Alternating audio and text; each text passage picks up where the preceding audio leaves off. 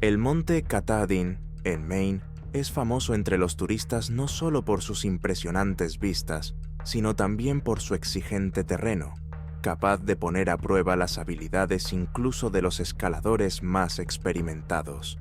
Fue aquí, a finales de 1997, donde se produjo un suceso que ha sido calificado como uno de los acontecimientos más inexplicables en la zona de la montaña por los equipos de búsqueda y rescate y los aficionados a las historias de misterio. El guarda Chris Walters, conocido por su precisión y excelente forma física, desapareció en circunstancias que a primera vista parecen sencillamente imposibles. 6 meses después, su cuerpo apareció sin extremidades y con los huesos de brazos y piernas destrozados, lo que aumentó el misterio de lo ocurrido. La historia se difundió rápidamente por los medios de comunicación locales y más tarde pasó a formar parte de la recopilación no oficial Missing 411 de desapariciones extrañas e inexplicables en la naturaleza. Chris Walters nació en 1958 en Bangor, Maine. Según los recuerdos de sus allegados, desde joven fue aficionado al senderismo y a la escalada, prestando especial atención a la zona montañosa de Maine, donde la variedad del terreno abría espacio a los aventureros. Tras graduarse en la universidad, Chris trabajó durante varios años para empresas de viajes comerciales, organizando excursiones y escaladas en los alrededores del monte Katahdin. En 1989 le invitaron a unirse a los Rangers y acabó quedándose para siempre. A finales de 1997, Walters tenía 39 años y casi una década de experiencia como guarda forestal, incluidos rescates en terrenos difíciles. Sus colegas le describían como alguien que conocía el monte Katahdin y sus senderos circundantes literalmente de memoria. Sabía navegar con mal tiempo, tenía una resistencia fenomenal y una sobria visión del riesgo, dijo su conocido, también guarda forestal, Tom Robertson. Así que la desaparición de Chris no encajaba con la explicación habitual de se perdió, resbaló, se cayó.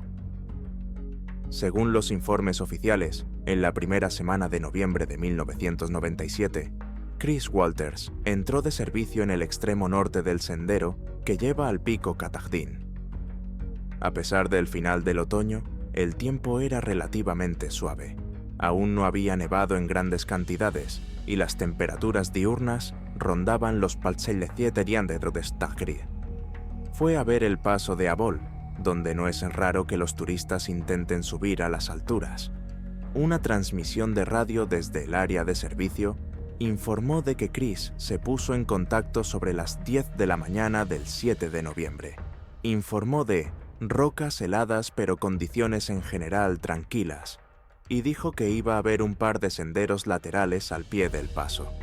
Los compañeros esperaban que regresara a la estación por la tarde o que volviera a llamar por radio, pero a las 7 de la tarde seguía sin aparecer. Al principio, el personal no se asustó. Chris tenía experiencia en pernoctar en terreno montañoso, y a veces los Rangers se retrasaban para ayudar a excursionistas perdidos. Sin embargo, en la mañana del 8 de noviembre, él tampoco se había puesto en contacto. Y entonces todos supieron que algo le pasaba a Chris. Por la mañana organizaron una primera búsqueda. 3 personas recorrieron la ruta que probablemente había seguido Walters, pero no encontraron ni rastro de él ni de su equipo. El tiempo empezó a empeorar. Aparecieron nubes, soplaron vientos frescos, lo que dificultó la operación. Así comenzó poco a poco una de las búsquedas más difíciles y, como resultó, infructuosas de la historia del trabajo de los guardabosques cerca del monte Katahdin. Convencionalmente, la operación de búsqueda y rescate se dividió en 2 fases. La primera, en la primera semana tras la desaparición, mientras había esperanzas de encontrar a Chris con vida. La segunda, cuando quedó claro que las posibilidades se desvanecían y se empezó a buscar con ahínco al menos un cadáver. Escaladores locales, voluntarios, policías e incluso algunos rescatadores de otros estados se unieron a la búsqueda. 2 días después del inicio de la búsqueda, los escaladores voluntarios encontraron una serie de huellas de calzado que coincidían con las botas del guarda forestal en uno de los tramos de difícil acceso de la cresta. Siguiendo estas huellas, llegaron al borde de un acantilado casi escarpado.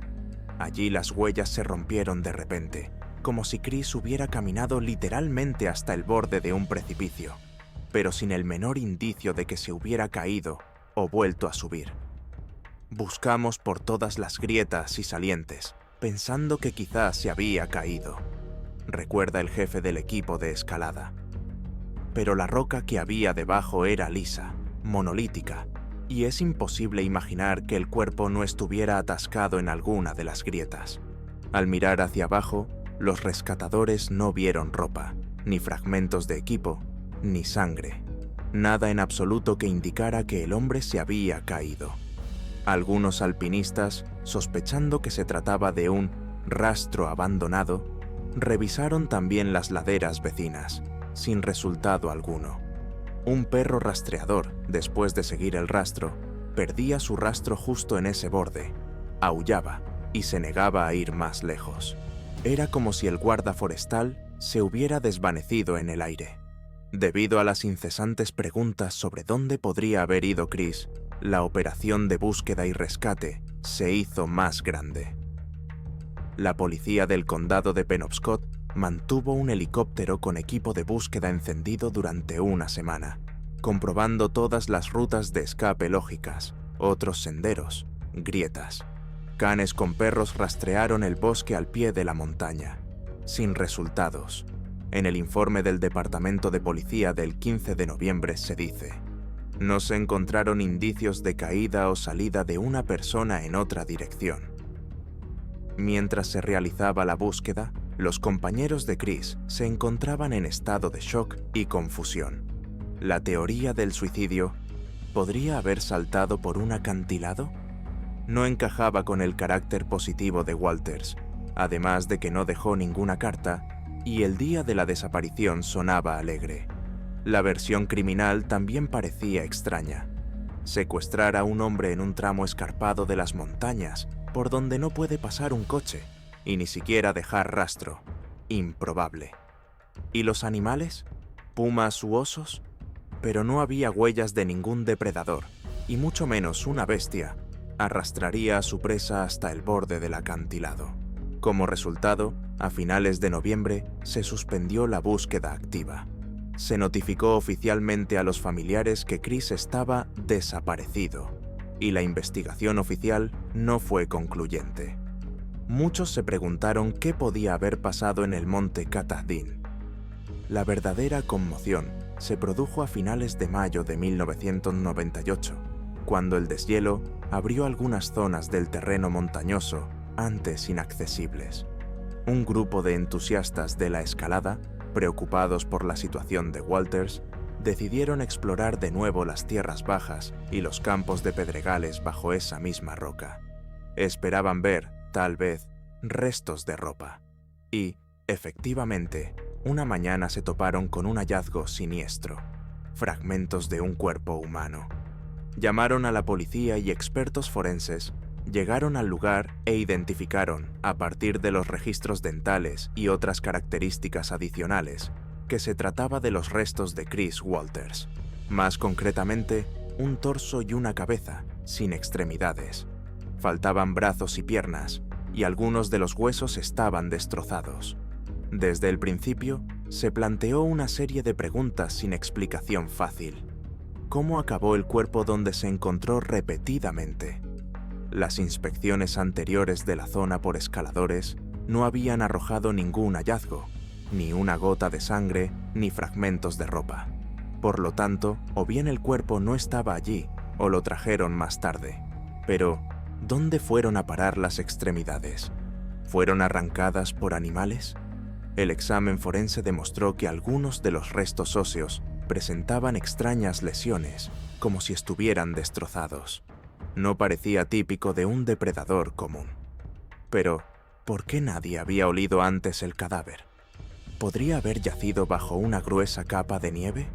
Aún así, los fragmentos de hueso parecían demasiado frescos para medio año de descomposición.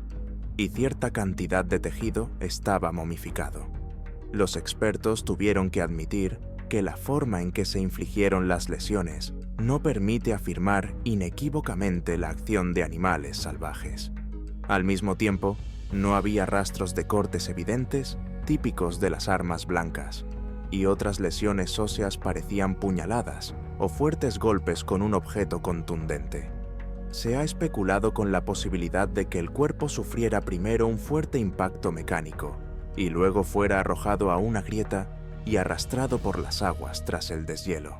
Cuando la presencia de los restos confirmó oficialmente que Chris Walters había muerto, la policía reabrió la investigación. Técnicamente se trataba de una sospecha de asesinato, ya que el tipo de lesiones parecía demasiado inusual. Pero, de nuevo, era imposible descartar por completo una caída. Podría haber caído desde una gran altura sobre rocas afiladas que le destrozaron partes del cuerpo. Sin embargo, algunos expertos señalaron que una caída desde un acantilado aún habría dejado otras lesiones, y los huesos no habrían sido destrozados por alguien además. ¿Y dónde están los fragmentos de ropa, la mochila, el equipo? No se encontró nada. La versión de la naturaleza. Los depredadores destrozaron el cuerpo. Pero, ¿qué clase de depredadores pueden aplastar tan limpiamente los huesos de los brazos y las piernas, dejando el torso? Los rescatadores argumentaron: incluso un oso, si hubiera tropezado accidentalmente con el cadáver, no habría actuado de forma tan selectiva. Además, 6 meses de pelaje o marcas de garras podrían haber sobrevivido. Pero no se encontraron. El fiscal del condado de Penobscot intentó interrogar a conocidos, compañeros de trabajo y familiares de Chris, pero nada indicaba un móvil o amenazas criminales contra él. Tampoco se encontró rastro del otro hombre en el lugar de los hechos. Los cazadores y guías locales dijeron que nunca habían oído hablar de tales mutilaciones infligidas por la fauna común del bosque. A mediados de 1998, la policía había denunciado una muerte extraña en circunstancias poco claras. Oficialmente, el caso seguía abierto, pero en realidad todos los hilos conducían a un callejón sin salida. No había pruebas que apuntaran al asesino ni a la causa exacta de la muerte. La familia y los amigos de Chris erigieron una pequeña placa en el Parque Nacional, cerca del inicio del sendero donde solía trabajar. Sus colegas mencionaban a menudo lo cuidadoso y atento que era Chris. No podían aceptar la teoría de que había subido arbitrariamente a una zona inaccesible desde donde se cayó.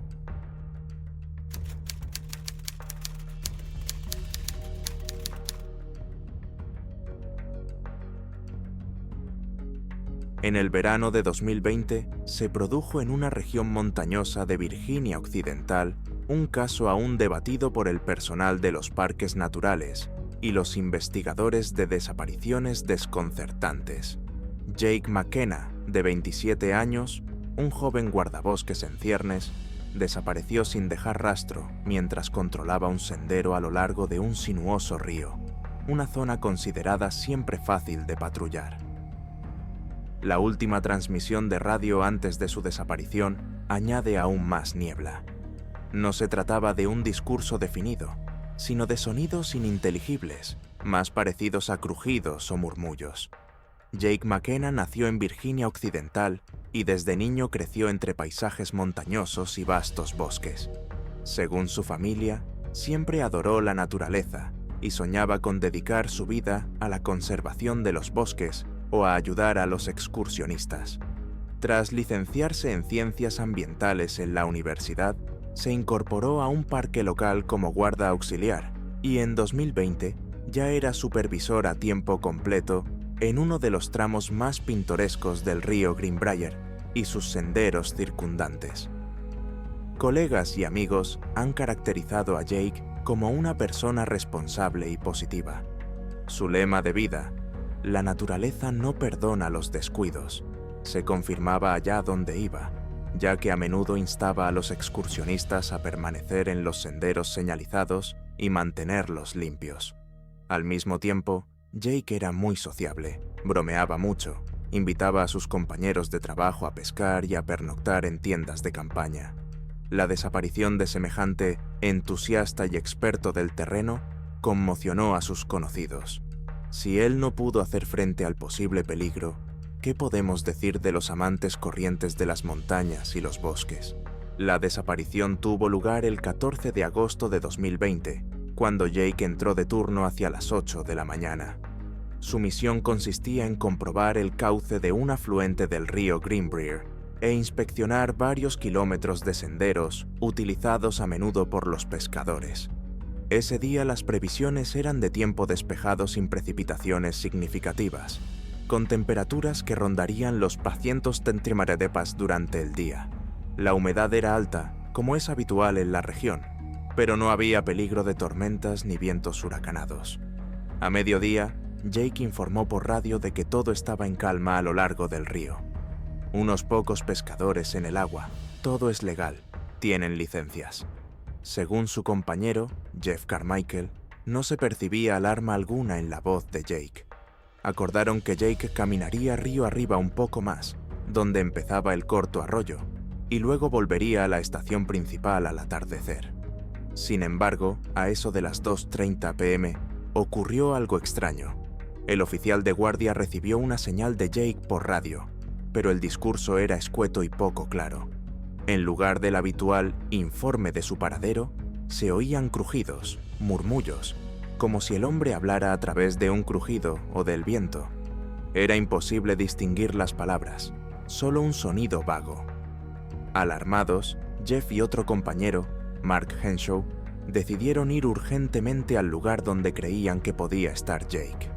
El tramo de sendero a lo largo del arroyo no era demasiado difícil, orillas suaves en su mayoría, con ocasionales peñascos rocosos, pero sin abismos profundos ni remolinos traicioneros. A las 16:00 habían llegado a esta sección, buscando señales de la presencia de McKenna. Fue entonces cuando divisaron una mochila cerca de la orilla y un poco más lejos, el walkie-talkie de Jake. Según Mark, parecía que había dejado la mochila y el walkie-talkie con cuidado para que no se mojaran. La mochila contenía todo lo que suele llevar un guarda forestal: papeles, un mapa de la zona, una botella de agua y objetos personales. Lo único que faltaba era un arma y un teléfono, que al parecer Jake tenía, o al menos debería tenerlos. Sin embargo, Jake no aparecía por ninguna parte. Los compañeros buscaron en los bosques cercanos y en el lecho del arroyo. El agua fluía lentamente, y con el nivel relativamente bajo del río en agosto, las posibilidades de ahogarse sin dejar rastro parecían mínimas. El lugar no parecía peligroso. No había ningún río embravecido que pudiera llevarse de repente a un hombre. Además, si Jake se había metido realmente en el agua, ¿por qué se había dejado el walkie-talkie? Al darse cuenta de que algo iba mal, Mark se puso en contacto con la comisaría y al anochecer, un equipo de guardabosques, voluntarios y policías locales había llegado a la zona. Su tarea consistía en registrar toda la zona costera lo antes posible, por si Jake estaba herido o atrapado entre las rocas. Los perros de servicio pudieron captar el olor de Jake, pero rápidamente le perdieron la pista en algún lugar cerca de la orilla del agua. Una búsqueda nocturna no dio ningún resultado. La mañana del 15 de agosto se inició una operación a gran escala. Dividiendo el sector en cuadrantes, guardas y voluntarios exploraron paso a paso las orillas del arroyo, buscando bajo troncos y rocas, rastreando las zonas boscosas cercanas. Helicópteros y drones rastrearon la zona en un radio de pocos kilómetros. Como era de esperar, no se encontraron cuerpos recientes, fragmentos de ropa ni señales telefónicas. Un detalle resultaba alarmante. Era poco probable que Jake, si quería nadar o cruzar el arroyo, dejara su mochila tan lejos del agua.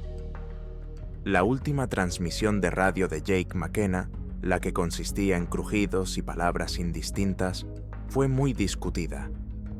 La grabación, que se conservó, se hizo en la estación principal, contenía ruidos de viento o agua, y palabras suaves que no se podían descifrar con claridad. Algunos pensaron que podía tratarse de una señal congelada o de interferencias técnicas, pero otros insistieron en que habían oído algo que sonaba como un gemido o un débil grito. Los expertos exactos consultados no pudieron identificar claramente el origen de los sonidos. No había una voz clara, solo modulaciones indistintas, como si la persona hubiera hablado y el walkie-talkie solo hubiera captado fragmentos. La dirección del parque pensó que la radio podría haberse dañado al golpearse contra una roca o la humedad. Sin embargo, no se encontró donde habían estado las botas y la mochila, lo que sugiere que Jake aún la llevaba consigo. Si hemos de creer los registros, el último mensaje llegó sobre las 14:30 horas.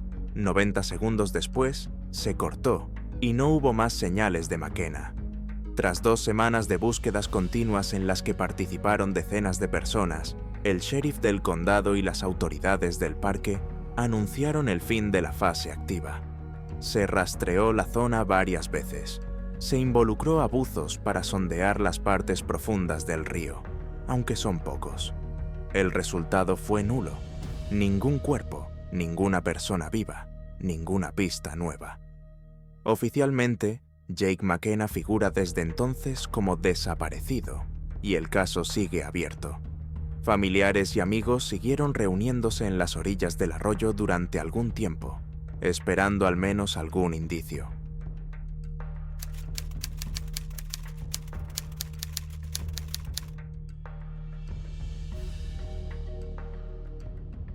A principios de septiembre de 2016, la guardabosques Elizabeth Hart, de 31 años, desapareció en circunstancias que conmocionaron literalmente a sus compañeros de trabajo, a sus seres queridos e incluso a antiguos especialistas en búsqueda y rescate de Georgia. Elizabeth, que prestaba servicio en una de las reservas naturales del norte del estado, era conocida como una mujer responsable, fiable y dedicada a las actividades al aire libre. Creció en Atlanta, se licenció en biología y después dedicó varios años a proteger los recursos forestales y ayudar a los excursionistas. Había realizado decenas de patrullas con éxito y más de una misión de rescate. Sin embargo, el 3 de septiembre de 2016, todos los planes relacionados con sus actividades se truncaron en un instante.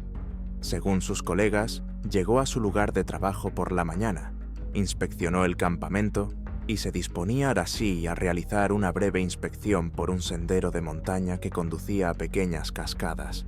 No había habido avisos de tormentas ni niebla, y para esta época del año hacía un tiempo casi perfecto. La propia Elizabeth parecía alegre y sociable. Anotó en su diario que pensaba estar de vuelta al mediodía y se dispuso a hacer su ronda solitaria, como tantas otras veces. Pero al mediodía no había regresado, ni había llamado por radio ni contestado al teléfono.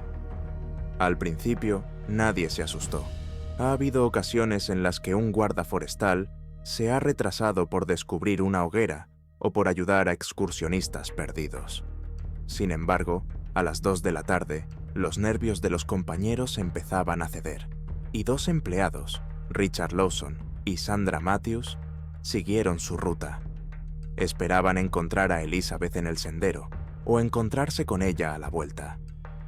Cuando Lawson y Matthews siguieron el sendero hasta las cascadas, no encontraron ni rastro de Elizabeth. Además, no vieron a ningún excursionista que les informara de nada. Normalmente los fines de semana hay pequeños grupos de gente por allí, pero en ese momento el sendero estaba desierto. No había nadie descansando en la zona ribereña cercana a la cascada. No había señales de lucha, ni una hoguera descuidada, ni indicios de la presencia del guarda forestal desaparecido. Los intentos de llamar a su teléfono móvil quedaron sin respuesta. Los compañeros hicieron entonces un llamamiento a la dirección. Elizabeth ha desaparecido. Se necesita urgentemente una operación de búsqueda y rescate. A las 3 de la tarde, varios guardas forestales más se habían unido a la operación, y por la noche, la policía local también había intervenido. El acceso a los teléfonos móviles en la zona suele ser difícil debido a la orografía, pero todos esperaban que el teléfono de Elizabeth se hubiera estropeado o que se hubiera encontrado en una situación poco habitual, como una lesión en la pierna, y no hubiera podido regresar por sus propios medios. Se decidió rastrear los senderos principales y los bosques circundantes, así como comprobar el lecho del arroyo y el pie de las cascadas. Sin embargo, los primeros resultados confundieron incluso a los rescatadores experimentados. No había rastros, ni restos de ropa, ni huellas, ni marcas. El perro traído por los expertos caninos tampoco sirvió de nada. Captó un olor fresco del coche de Elizabeth en el aparcamiento, siguió el rastro, pero pronto lo perdió en un saliente rocoso a 400 metros del inicio del sendero. Fue como si el guardabosques hubiera desaparecido en ese tramo concreto. Ninguno de los excursionistas que pasaron por allí ese día informó de gritos, personas sospechosas o incidentes. En la mañana del 4 de septiembre, se puso en marcha una operación de búsqueda y rescate en la zona de la desaparición. Llegaron agentes de la policía del condado, voluntarios y guardabosques de otros parques. Los compañeros de Elizabeth estaban convencidos de que había que buscarla en un radio de 3 a 5 kilómetros, ya que no tenía motivos para ir más lejos. Helicópteros y drones rodearon la ladera de la montaña y el lecho del río con cámaras térmicas, pero no se registró nada inusual. Los canes fueron sección por sección repitiendo la aproximación, pero los perros solo se agitaban nerviosos donde desaparecía el rastro de Elizabeth. Al mediodía del mismo día, se habían unido buzos especiales que examinaban todos los lagos poco profundos y las partes profundas del arroyo, temiendo que la niña hubiera resbalado y caído al agua. Por triste que fuera, tampoco esto fue concluyente. Los responsables del parque han emitido un comunicado público. Estamos haciendo todo lo posible por encontrar a nuestra guarda forestal lo antes posible. La información sobre la empleada desaparecida se difundió rápidamente por las redes sociales y las noticias locales. Los padres y amigos de Elizabeth no querían creer que pudiera haber muerto o haberse escondido voluntariamente, ya que iba en contra de su estilo de vida y su carácter. Cada día que pasaba, la pregunta no hacía más que crecer. ¿Cómo es posible que una persona con tanta experiencia y conocimiento del terreno desapareciera en un día despejado, caminando a menos de 1 kilómetro del inicio del sendero? Ni las bestias, ni los salientes resbaladizos podían explicar la ausencia total de huellas. El tiempo pasaba y los resultados seguían siendo nulos. El 10 de septiembre, las operaciones continuaron con menos entusiasmo, alternando entre voluntarios y guardas forestales. Una y otra vez, la gente volvía al saliente rocoso donde se había perdido el rastro, examinando cada metro de maleza. No había nuevas pistas, solo desesperación. Los padres de Elizabeth se mantuvieron en contacto con la policía, concediendo entrevistas a la prensa y mostrando fotos de su hija, por si alguien la había visto en algún otro lugar. Al final de la segunda semana, la mayoría de los equipos de rescate llegaron a la triste conclusión. Probablemente la mataron por alguna razón desconocida, y no podemos encontrar su cuerpo. Algunos especulaban con que se la hubieran llevado animales depredadores, pumas o coyotes, por ejemplo. Pero tratándose de una guardabosques adulta que sabía defenderse y llevaba equipo estándar, eso parecía muy improbable. De nuevo, el recordatorio de desaparecida sin dejar rastro con tiempo despejado surgió entre los periodistas locales y en los informes de las fuerzas de seguridad. El 18 de septiembre, sin embargo, la situación dio un giro completamente ilógico e impactante. A las 7:30 de la mañana, la propia guardabosques desaparecida se presentó en el lugar, cerca de la estación de guardabosques, la misma de la que Elizabeth se había marchado ese día. No llevaba uniforme, vestía una simple camiseta, ni mochila ni linterna. El pelo revuelto, los ojos ausentes, todo su aspecto denotaba desorientación y estrés. Uno de los vigilantes, que había llegado temprano, la vio y no daba crédito a lo que veía en sus ojos. Según testigos presenciales, Elizabeth se tambaleaba literalmente, como tras un largo periodo de agotamiento, pero no presentaba lesiones, heridas ni arañazos significativos en el cuerpo. No podía explicar dónde se encontraba. Las primeras palabras que pronunció fueron en voz baja, casi inaudibles. La policía tampoco informó de que la persona desaparecida había sido encontrada con vida, pero en un estado extraño. Llegaron los médicos de la ambulancia y examinaron a Elizabeth. Físicamente, parecía cansada y deshidratada, pero no presentaba lesiones graves. Las abrasiones y ligeras magulladuras de brazos y piernas indicaban que había estado caminando campo a través por algún lugar o resbalando por las rocas. Los médicos registraron una frecuencia cardíaca elevada, signos de hipotermia leve, incluso en un clima bastante cálido, y un estado psicológico descrito como profunda desorientación y reacción de estrés. El hospital realizó análisis de sangre y orina en busca de drogas, alcohol, toxinas, todos negativos. No había signos de intervención violenta ni de abuso sexual o físico. Las hormonas estaban ligeramente alteradas, probablemente debido al agotamiento. Tampoco se encontraron enfermedades que pudieran causar amnesia. Parece que el hombre había pasado por mucho estrés y por estar sin suficiente comida ni agua, dijeron los médicos. Cuando los agentes de policía intentaron preguntar a Elizabeth por los detalles, contestó secamente, confundida sobre tiempos y lugares.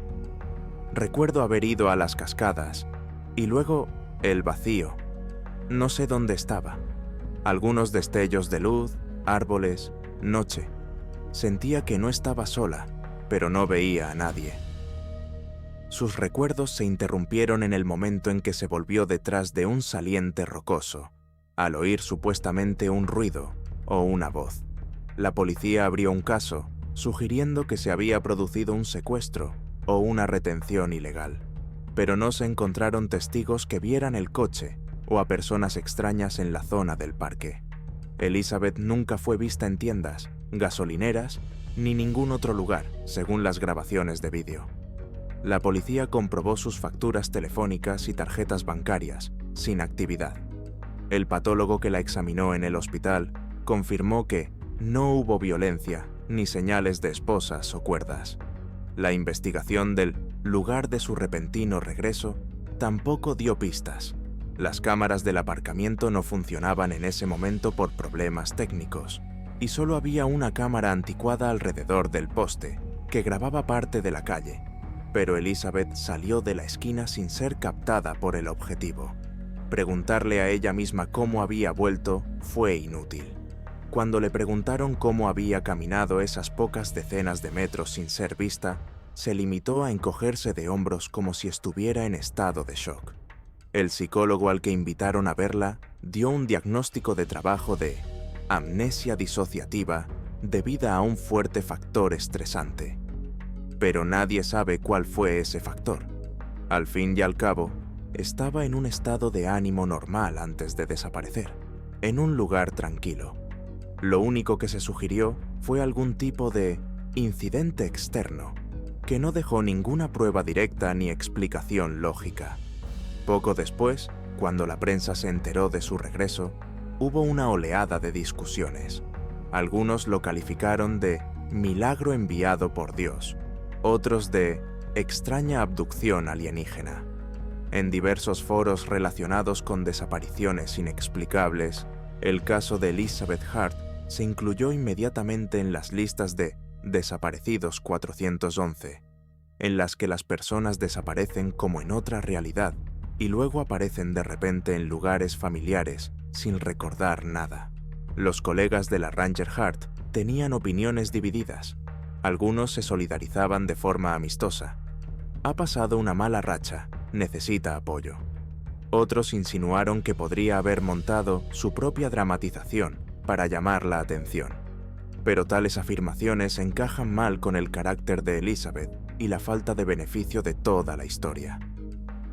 Ante la insistencia de su médico de cabecera y su psicólogo, Elizabeth descansó en casa de sus padres durante cerca de un mes, tratando de recuperarse.